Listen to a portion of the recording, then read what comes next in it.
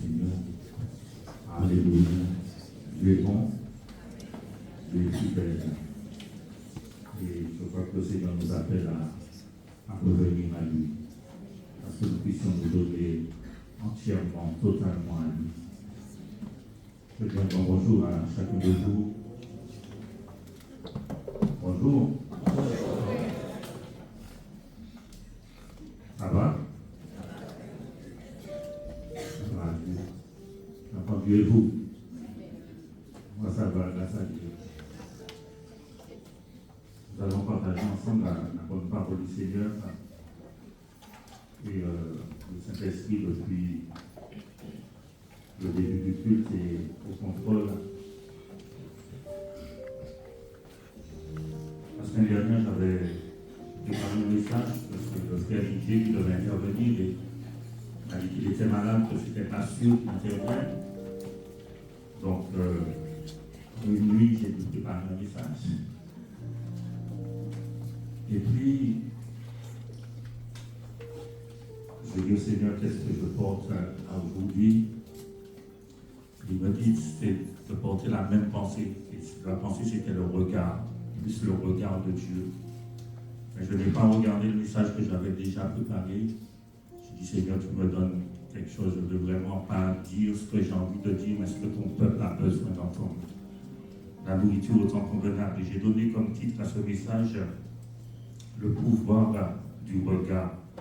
Le pouvoir du regard. Et notre premier passage se trouve dans le livre de Jean, chapitre 1er.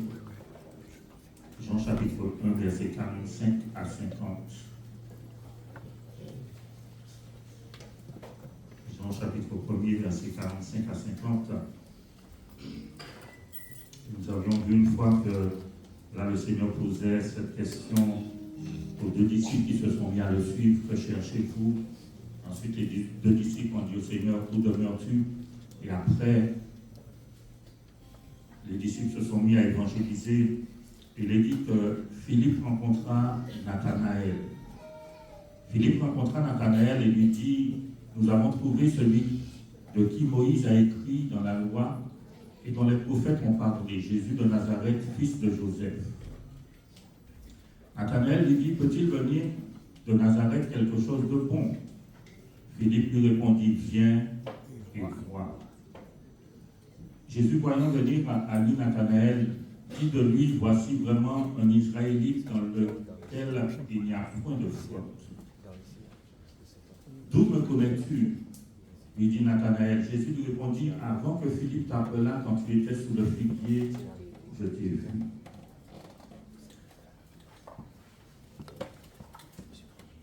C'est ça?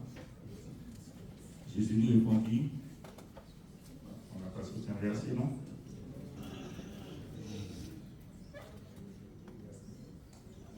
Oui.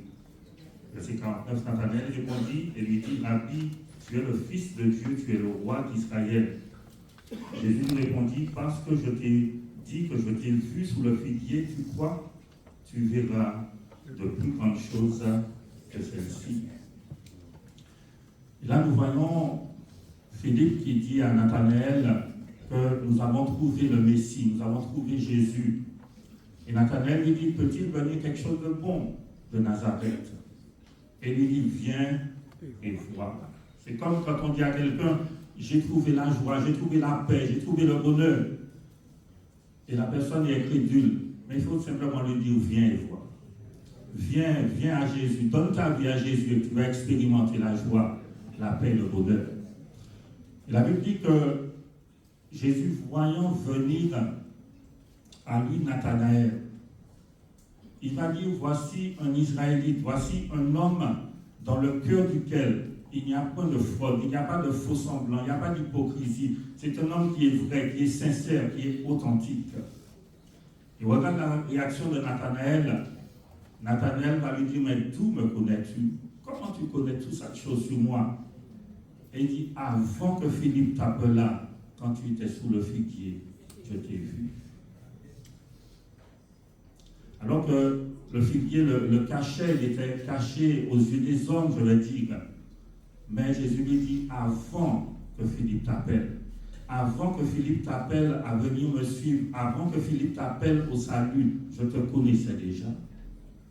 Et tu dois comprendre qu'avant même que Dieu t'ait appelé au salut, il te connaissait déjà. Il connaissait tes qualités, il connaissait tes forces, il connaissait aussi tes faiblesses, tes défauts et tes lacunes. Et ce n'est pas maintenant que tu lui appartiens qu'il ne va pas te connaître encore plus parfaitement. Il te connaissait déjà parfaitement. Mais s'il te connaissait avant même qu'il t'appelle, aujourd'hui que tu lui appartiens, il te connaît. Il sait tout de toi.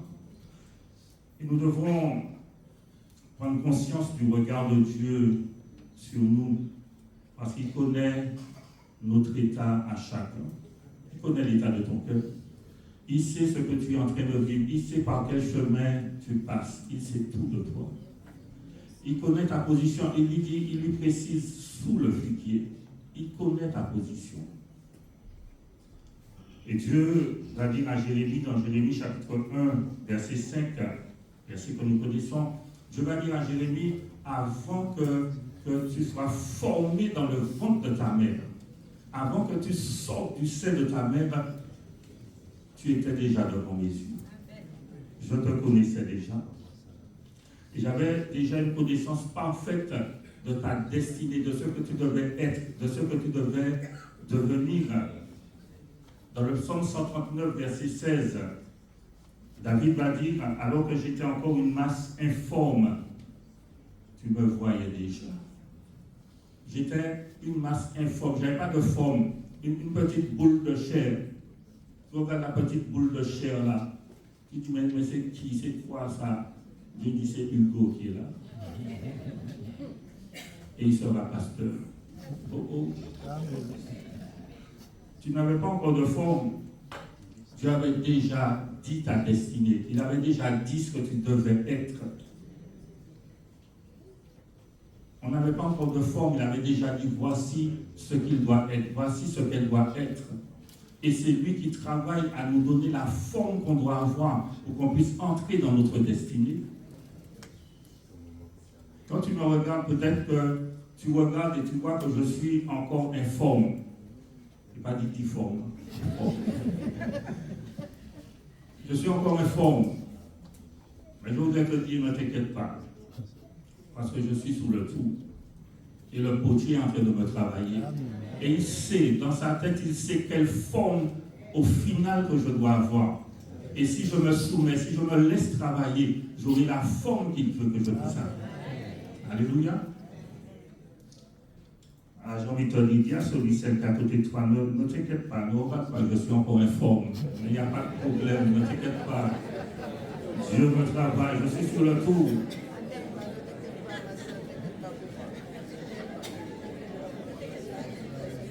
Dans Genèse chapitre 4, il faut se laisser travailler. Parce que des fois, on est résistant, on est têtu. Il veut nous donner une forme et nous parler conforme là. À chaque fois, l'objet de tout recommencer.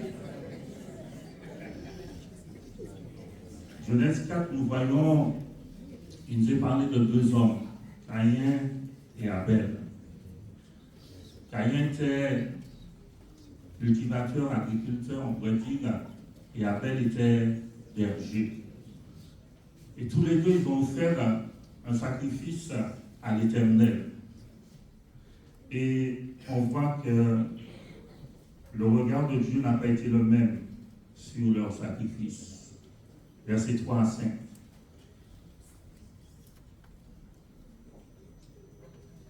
Au bout de quelque temps, Caïn fit à l'Éternel une offrande des fruits de la terre. Et Abel, de son côté, en fit une des premiers-nés de son troupeau et de leur graisse. Et il dit, l'Éternel porte un regard favorable sur Abel et sur son offrande, mais il ne porta pas un regard favorable sur Caïn et sur son offrande. Et il dit, Caïn fut très irrité et son visage fut abattu. Donc, tous les deux offrent un sacrifice. Donc, Caïn est agriculteur, donc il offre des fruits de la terre. Et Abel, qui est berger, offre un agneau. Et Dieu porte un regard favorable sur le sacrifice d'Abel et pas sur le sacrifice de Caïn. Mais comment Caïn a su que Dieu n'a pas porté un regard favorable sur son sacrifice? Et la Bible ne nous le dit pas. Mais on peut penser on peut se dire peut-être que, parce que quand Dieu a créé le sacrifice, le feu descend. Avec Élie, on le voit. Est-ce que c'est ce qui s'est passé? Ou est-ce que Dieu est venu en personne leur parler, leur dire, voici, j'approuve ce sacrifice et je n'approuve pas ce sacrifice? Parce qu'on n'oublie pas que Dieu se présentait en personne à Adam et Ève. Hein? On est tout près là. Mais on ne sait pas. Maintenant, on doit comprendre que l'approbation ou encore la désapprobation ne dépend pas du sacrifice, de l'offrande qui a été offerte. C'est pas parce que certains disent que parce que Abel a offert un agneau, ça symbolisait déjà la crucifixion de Jésus. Hein? Mais en fait, quand tu regardes bien, c'est pas parce qu'il a offert l'agneau ou encore il a offert les fruits. Ce qui a fait que Dieu a eu un regard favorable et un regard défavorable, c'est tout simplement la disposition des cœurs. La Bible nous apprend que le cœur de Caïn était méchant, que son cœur était influencé par le mal. La Bible dit que Caïn fut très irrité et il fut triste. Et lisons versets 6 et 7.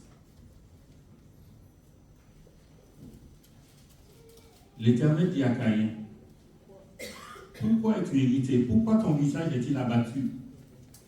Certainement, si tu agis bien, tu relèveras ton visage, et si tu agis mal, le péché se couche à la porte et ses désirs se portent vers toi, mais toi domines sur lui.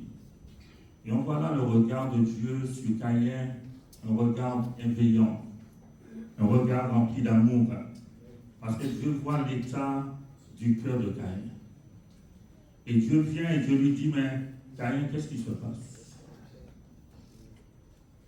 Qu'est-ce qui t'a mis dans cet état-là? Qu'est-ce qui ne va pas? Parce que Dieu connaît nos cœurs à chacun de nous. Mais Dieu vient et dit à Caïn, mais qu'est-ce qui se passe, Caïn? Qu'est-ce qui ne va pas? Pourquoi ton cœur est dans cet état-là?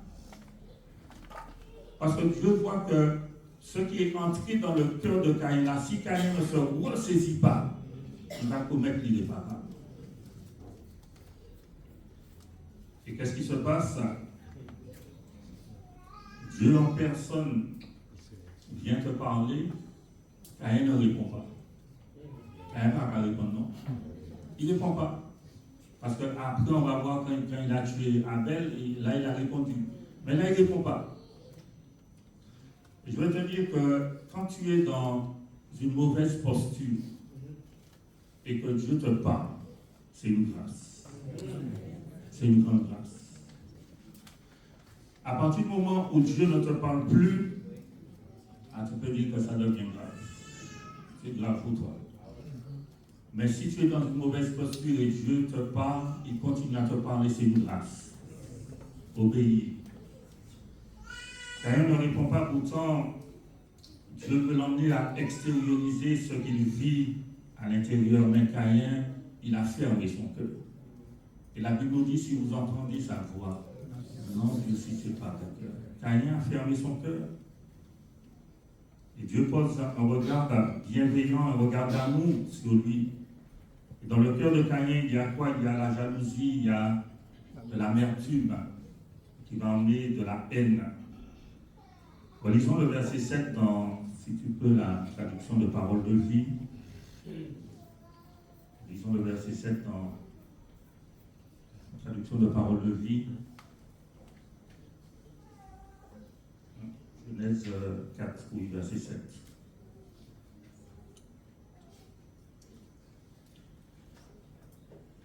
Il dit, si tu agis bien, tu peux te remettre debout. Si tu n'agis pas bien, le péché est comme un animal couché à ta porte. Il t'attend en cachette, prêt à t'attraper, mais toi sois plus fort que lui. Une autre traduction dit un monstre qui est caché là, qui t'attend, qui est là devant la porte, il attend que tu sortes pour bondir sur toi. Et en fait, Dieu est en train de dire à Caïn là que tout n'est pas perdu, tout n'est pas fini. Il est en train de lui dire que si il enlève la jalousie qu'il a dans son cœur, s'il enlève cette amertume, s'il renonce à tous ces mauvais sentiments qu'il a dans son cœur, alors sa louange, son offrande sera agréée et la joie va à nouveau remplir son cœur. Il lui dit, si tu agis bien, et quand il lui dit là, si tu agis bien, il ne parle pas d'un acte physique, d'un acte extérieur, mais il lui parle de prendre une décision dans son cœur. Rejette les mauvaises choses qui sont en toi, l'amertume, la jalousie, la rancœur, toutes ces choses qui sont là. Renonce à ça, rejette ça. Si tu agis mal, ça veut dire si tu ne rejettes pas ces choses qui sont en toi. Il dit le péché est là, le péché est là dehors, le péché t'attend. Et la Bible nous dit que l'adversaire, notre adversaire, le diable, il doit comme un lion rugissant, cherchant qu'il dévorera, il attend une faille. Et Jacques va nous dire que le péché commence dans le cœur par la convoitise.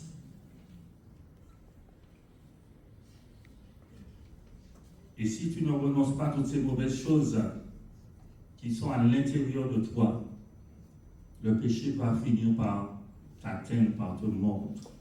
Et qu'est-ce qui s'est passé? Caïn a fermé son cœur à la grâce. Caïn n'a pas voulu écouter. Et après, il est parti, il a dit à son frère, allons dans le champ, allons discuter dans le champ. Il est tombé sur lui, il l'a tué. Et vous savez, avant qu'on tombe dans le péché, avant qu'on tombe dans le mal, Dieu nous avertit toujours. C'est bon, c'est pas vrai. Dieu nous avertit toujours. Mais il y a un moment où on ferme son cœur, il continue à nous parler. Mais à un moment donné, on a tellement endurci son cœur qu'il ne nous parle plus. Dieu voulait sauver Caïn, mais ce dernier a fermé son cœur à la grâce. Regarde un autre regard dans Marc chapitre 10. Marc chapitre 10, versets 20 à 21. Il nous est parlé là du jeune homme riche. Quand j'ai dit Marc chapitre 10, Marc 10, verset 20 à 21, on va lire d'abord la traduction seconde, après on va lire la traduction de Sauveur. Alors Jésus l'ayant, verset 21, il dit Jésus l'ayant regardé les mains. Jésus l'ayant regardé les mains. Et pour moi, la traduction de Sauveur.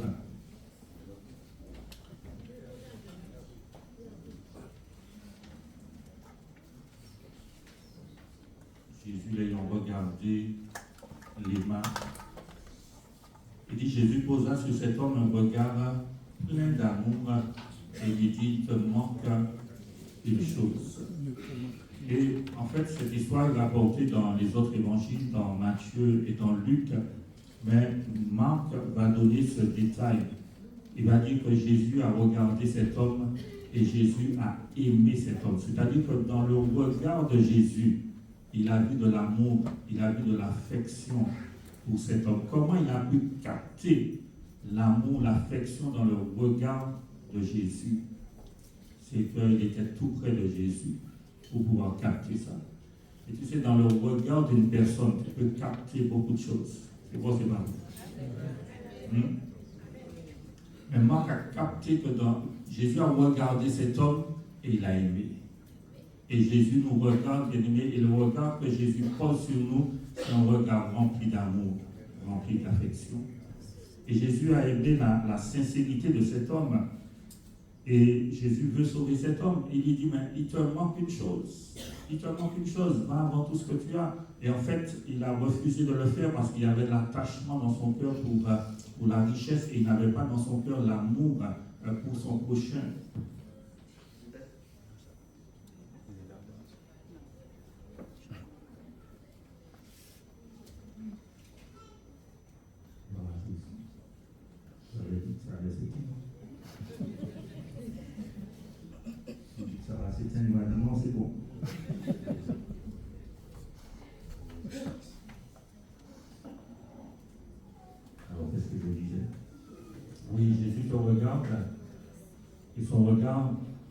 un regard d'amour, un regard rempli d'affection. Et peut-être qu'à une personne ce matin, Jésus te dit, il te manque une chose. Il y a une chose encore que tu dois faire. Il te manque quelque chose. Et toi, tu sais au fond de toi, qu'est-ce qui te manque, qu'est-ce que tu dois faire. Peut-être que ce matin, Dieu dit à quelqu'un qui a beaucoup de richesses, vends tout ce que tu as et donne-le au frère Hugo.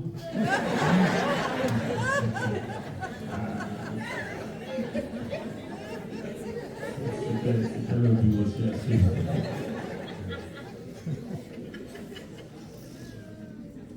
Jérémie chapitre 3, verset 12. Jérémie 3, verset 12. Dieu parle à son peuple. Et le Seigneur appelait son peuple à revenir à lui. Et il va écrire ces paroles en direction du nord.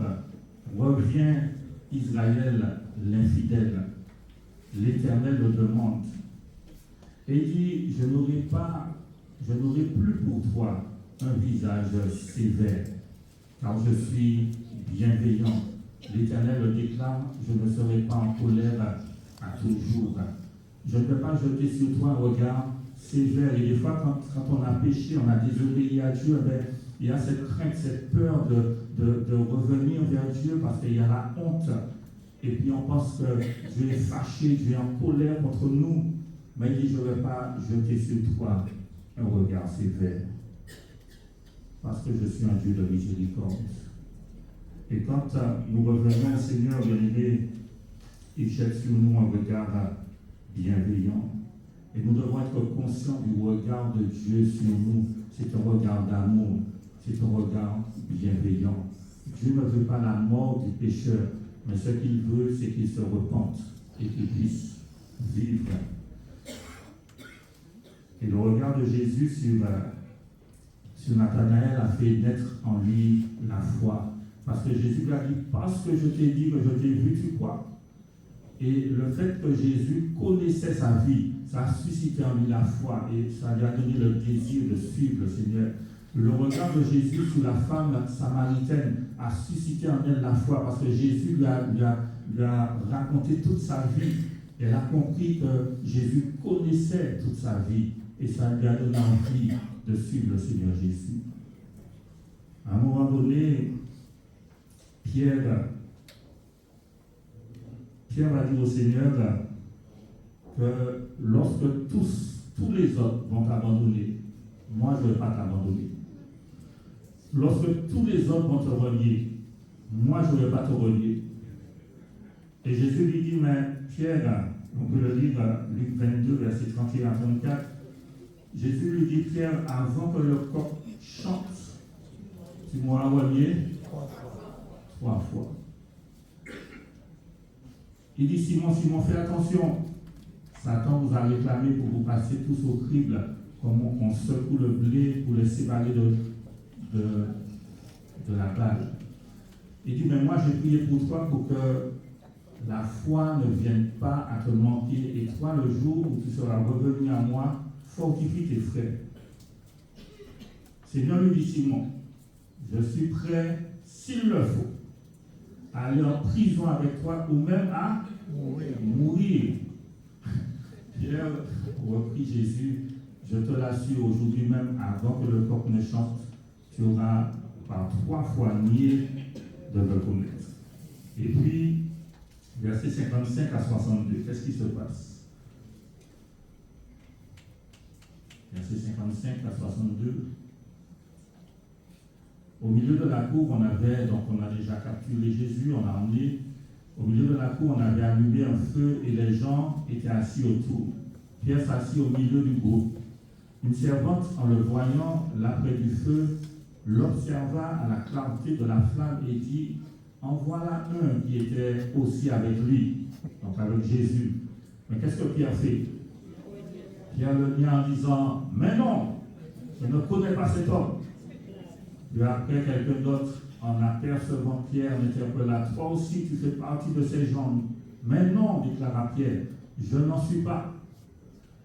Environ 1 heure plus tard, un autre encore soutint avec insistance, c'est sûr, cet homme-là était aussi avec lui. D'ailleurs, c'est un Galiléen. Verset 60, mais non, je ne sais pas ce que tu veux dire, s'écria Pierre. Au même instant alors qu'il était encore en train de parler, qu'est-ce qui se passe? Le coq se mit à chanter. Le Seigneur se retourna et posa son regard sur Pierre. Alors Pierre se souvint de ce que le Seigneur lui avait dit, avant que le coq ne chante aujourd'hui, tu m'auras renié 3 fois. Il se glissa dehors et se mit à pleurer amèrement. Verset 61 dit que les regards, une autre traduction dit que les regards se sont croisés. Et imagine Pierre à ce moment-là. Il avait juré, Seigneur, je vais en prison, je meurs sur le feu avec toi. Et par 3 fois, il a dit, je ne connais pas cet homme. Et là, Jésus, il sort, on emmène Jésus, et Jésus regarde Pierre. Imagine le regard de Jésus. Et Jésus n'a pas parlé à Pierre, hein? Il n'a rien dit. Mais le regard de Jésus a parlé à Pierre. Et j'ai même envie de dire que le regard de Jésus a déchiré le cœur de Pierre. Mais quel regard Jésus a porté sur Pierre? Est-ce que c'est un regard qui disait, Pierre, je suis déçu de toi? Est-ce que c'était un regard de mépris, un regard de jugement, un regard de condamnation? Et je veux croire que le regard que Jésus a porté sur Pierre, ce regard disait, ok Pierre, tu n'as pas pu tenir ta parole, tu as échoué, mais maintenant il faut que tu te relèves et je vais t'aider à te relever. Et quand nous tombons, bien aimés, Dieu n'a pas un regard sur nous, un regard de condamnation, de jugement. Dieu, son désir, c'est de nous relever. Et tu sais qu'au travers du regard, le regard parle. Est-ce que tu sais que le regard parle?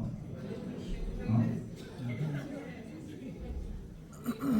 Des fois, ton enfant fait une bêtise, d'abord vous n'êtes pas réveillé. Tu le regardes seulement, il a déjà compris.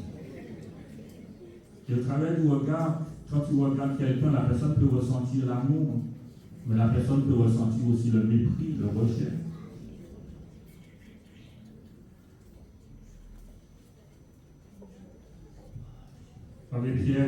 Pierre avait surestimé sa force. Pierre pensait qu'il était inébranlable, qu'il n'allait pas tomber, qu'il n'allait pas. Non, mais le Seigneur lui a montré que il faut que tu changes ton regard sur toi-même. Des fois, on pense qu'on est tellement fort.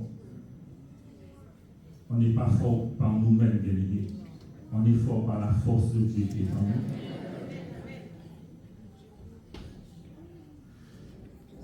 Je voudrais voir un autre point avec vous dans 1 Roi chapitre 19, apprendre à voir les choses comme Dieu les voit. Apprendre à considérer les choses comme Dieu les considère. Et quand on parle d'apprendre à voir les choses comme Dieu les voit, on pense tout de suite à 1 Samuel 16, verset 7 qui dit que Dieu ne regarde pas comme l'homme regarde à l'apparence, mais Dieu regarde au cœur. Qu'est-ce qui s'est passé dans l'histoire d'Élie, Élie chapitre 18, 19? Élie, le peuple de Dieu, s'était éloigné de Dieu, ils étaient tombés dans l'idolâtrie. Et Élie va convoquer tout le peuple, va convoquer les prophètes, les prêtres de Baal, l'Astarté. Il va se tenir devant le peuple et il va dire, jusqu'à quand clochonnez-vous des deux côtés? Si c'est l'Éternel qui est Dieu, allez après lui. Si c'est Baal, allez après Baal.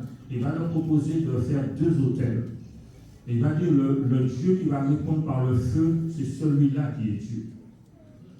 Et on connaît l'histoire, ils vont faire les 2 autels, les prophètes d'Astarté de Baal vont faire des invocations, ils vont même se mortifier et tout, et le feu ne descend pas. Voilà que Élie dresse son autel, le feu descend sur l'autel d'Élie, il tue les 400 prophètes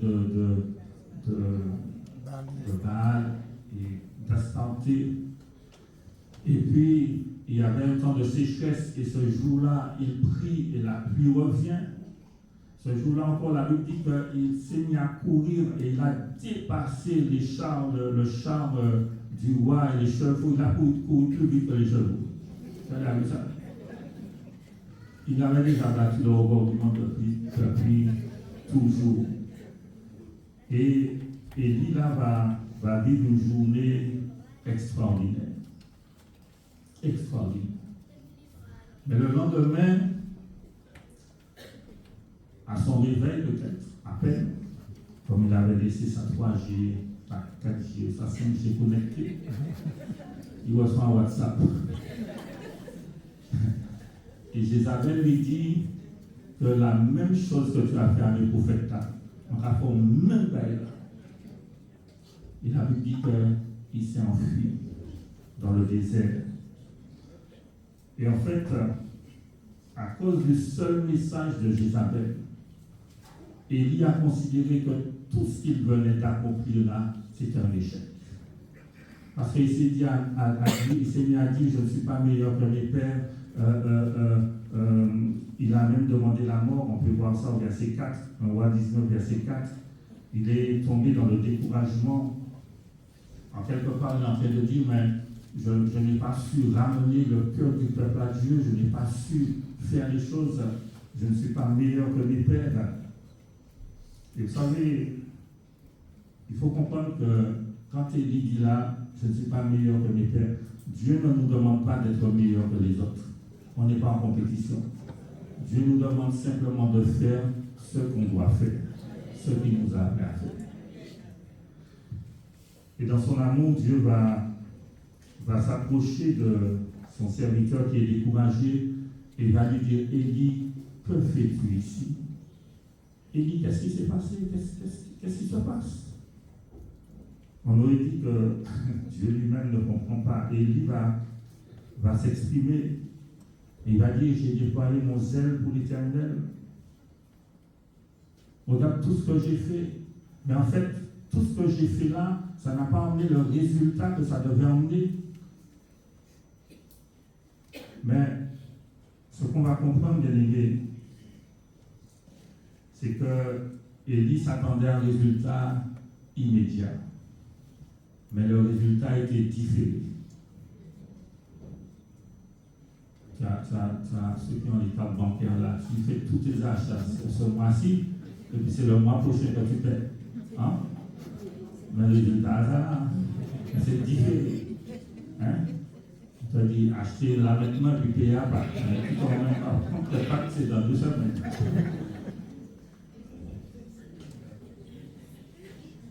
On voit chapitre 19, versets 15 à 18.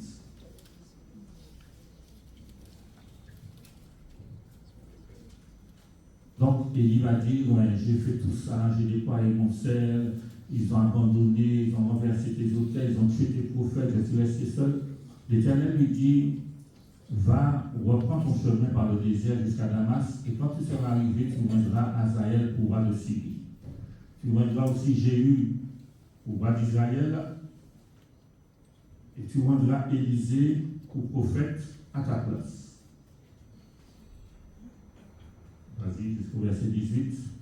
Et il arrivera que celui qui échappera à l'épée d'Hazaël, Jéhu le fera mourir, et celui qui échappera à l'épée de Jéhu, Élisée le fera mourir. Et il dit, mais tu dis que tu es seul, mais il y a encore 7000 hommes qui n'ont pas fléchi les genoux devant Baal, et dont la bouche ne l'a point baisé. Verset 18, oui.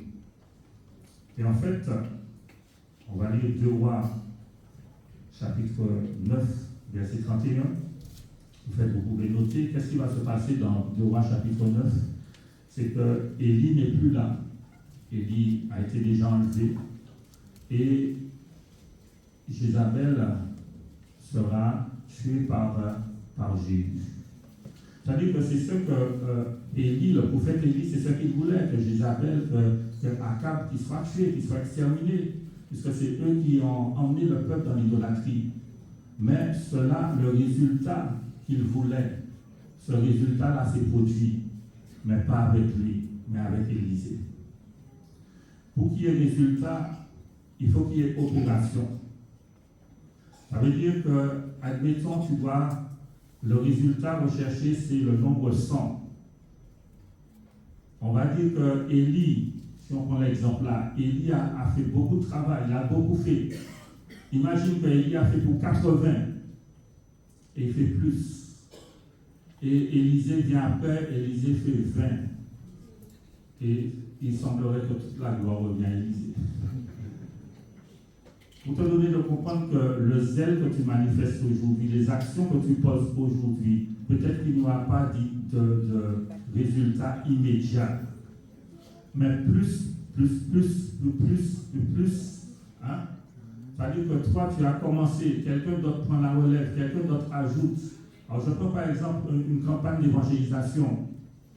Il y a celui qui a le projet, après il y a celui qui va organiser, après il y a ceux qui vont mettre les tentes, les chapiteaux, tout ça. Il y a ceux qui seront là dans l'intercession, dans la prière et tout. Et puis il y a le moment qui commence. Et après le prédicateur vient. Il porte le message, il fait l'appel. Les gens viennent. On aurait dit que le résultat c'est pour lui seulement. Hein? On aurait dit que c'est lui qui bénéficie. C'est pas lui, hein? Peut-être qu'il a fait que 10, hein? Mais on aurait dit que tout le résultat c'est pour lui. Non, mais il y a tous ceux qui il y a des plus, il y a des plus, il y a des plus, il y a des plus. Est-ce que tu suis ce que je te dis?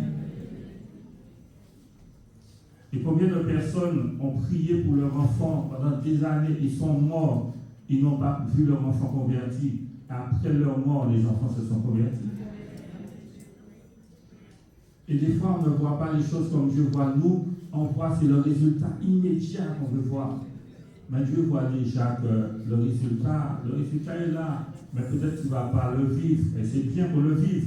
Mais peut-être que c'est la génération d'après qui va le vivre. Oh.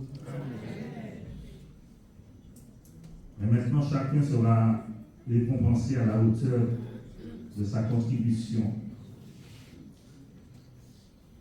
Alors, quand j'ai dit que c'est la génération d'après qui va le vivre, une pensée que le Seigneur m'avait donnée une fois, le Seigneur m'a dit quand je n'ai pas réussi à faire quelque chose avec la génération présente, j'attends l'autre génération. Et j'ai dit, Seigneur, non, je veux que ça soit avec une autre génération. Est-ce que tu dis ça? Parce que si génération ça téti, ou pas l'écouter, ou pas l'obéir, Dieu m'a dit, j'attends l'autre génération. Est-ce qu'on lui dit, attends l'autre génération? Hein? On lui dit, Seigneur, fais avec nous. Fais avec nous. Alléluia. Dieu est bon, on va terminer. Ah ouais. J'avais noté changer notre regard sur nous-mêmes, sur les autres, sur les épreuves. Hein? Je rappelle Gédéon, vaillant héros. Gédéon dit, mais à qui tu parles? Changer notre regard sur nous-mêmes. Adopter, je veux dire, croire en ce que Dieu dit que nous sommes. Amen. Changer notre regard sur les autres également. Souvent, on pense qu'on est les meilleurs et que les autres ne sont rien du tout. Non, la Bible nous dit de regarder l'autre comme étant supérieur. L'autre a quelque chose en lui que tu as besoin. Et chacun a besoin les uns des autres. Et changer notre regard sur les épreuves. Regarder les épreuves comme un moyen que Dieu utilise pour nous former, pour nous façonner, pour nous modeler. Amen. On va terminer dans Ésaïe 66, versets 1 et 2, et on termine. Ésaïe 66, versets 1 et 2.